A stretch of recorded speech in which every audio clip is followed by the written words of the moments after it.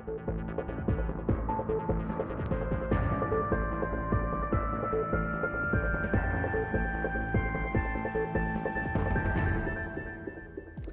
ora no tātou, I'm Mania Clark. Welcome to End Zone Focus.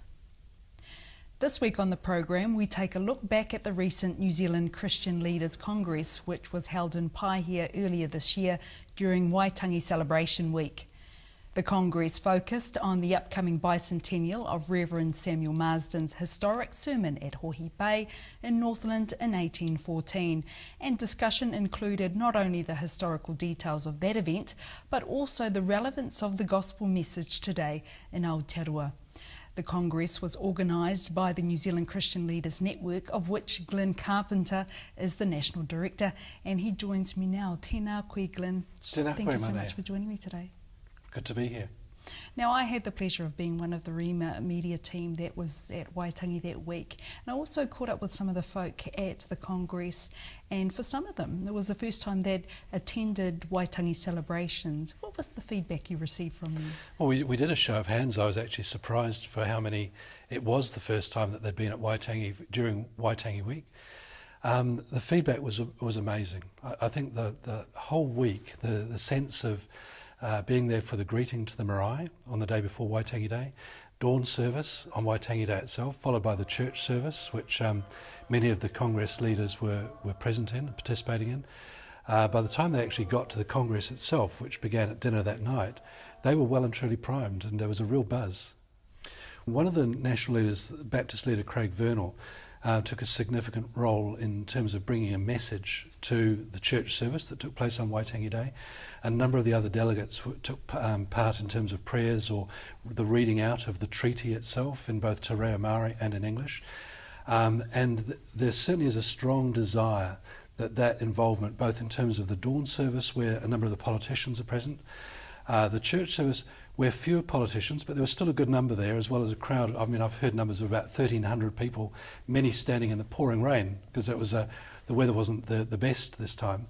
But there's just a desire to maintain that connection, this being the bicentenary year, 200 years since the gospel was first preached. Next year, of course, is a special year again because of the Treaty of Waitangi, 175 years.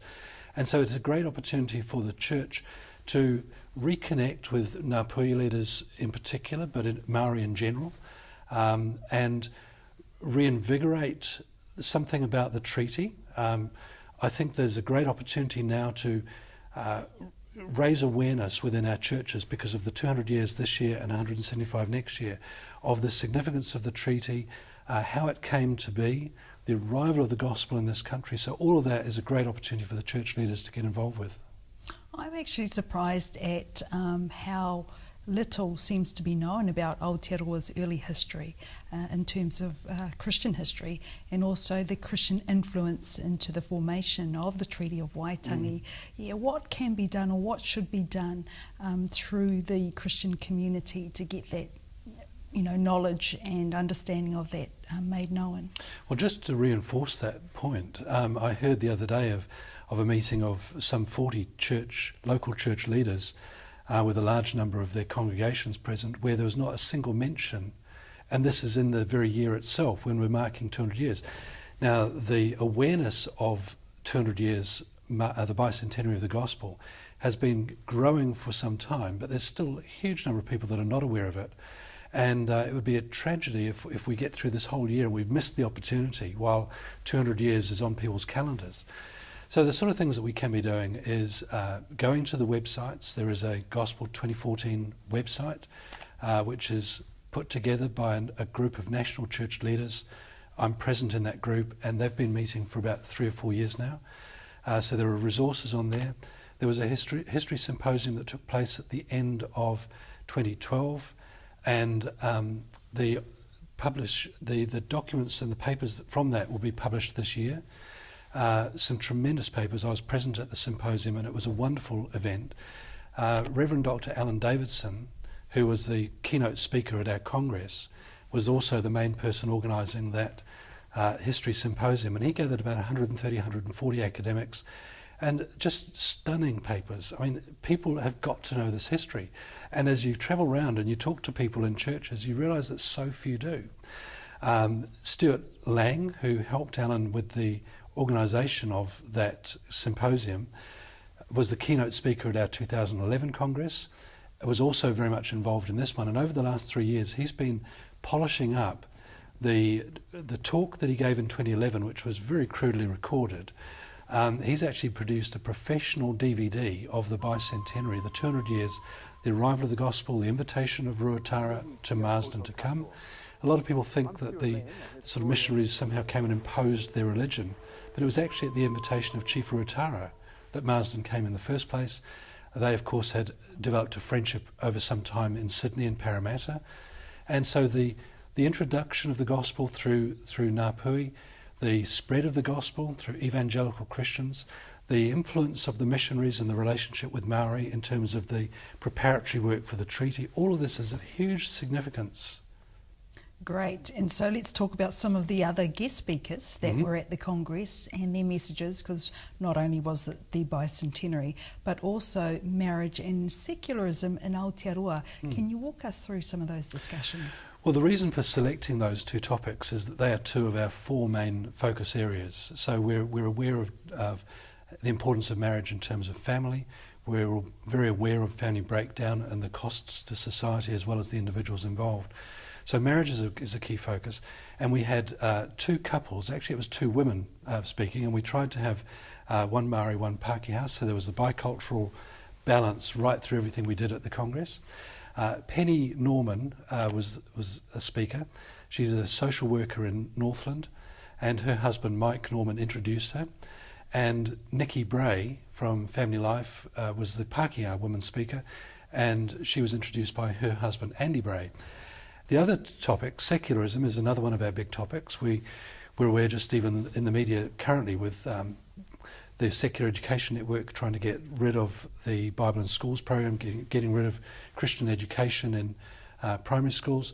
We're aware of moves to get rid of Christian prayer in Parliament, and on a number of fronts, secularism is pushing against the church at the moment.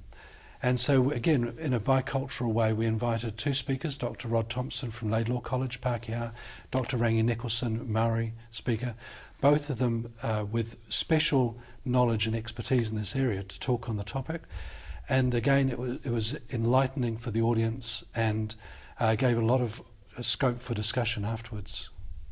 These are big challenges for churches and Christians in our society. What can we do to address the challenges? Both of them. Well, one of the things is we can just be informed.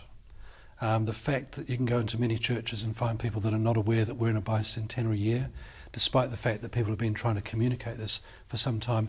To all the viewers, please go to your churches this Sunday and next Sunday and the Sunday after, and let your friends know we are in the bicentenary year. Regarding secularism and marriage, we've got on our website, nzchristiannetwork.org.nz, there are two free resources that people can download, which will give you a very quick, they're only two sides of an A4 sheet. It just gives you a snapshot of what the issue is and what we need to be aware of about it. We have to firstly be aware of what the issues are. Then we've actually got to see what role we can play in terms of our families or our schools or our workplaces in terms of being a witness, being a presence. And this year is very important. We celebrate the bicentenary of that, the first gospel message preached in December, but also, as you alluded to earlier, the 175th celebration of the signing of the Treaty of Waitangi next year in February. Do you know anything about what celebrations are being planned for that? I'm not aware of celebrations for next year, although obviously at Waitangi Day itself there will be a major focus on it.